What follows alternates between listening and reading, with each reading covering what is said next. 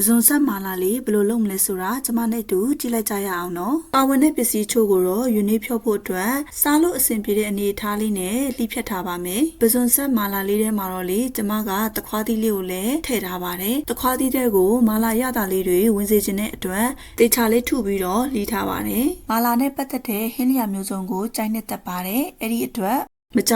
လှုပ်ရှားဖြစ်ပါတယ်ဒီနေ့မှလည်းပဇွန်မာလာဆက်ကလေးကိုချစ်ရတဲ့သူတွေကြည့်ရှုလို့ရအောင်လို့ကျမက sharing လုပ်ပေးဖြစ်တာဖြစ်ပါတယ်ရှင်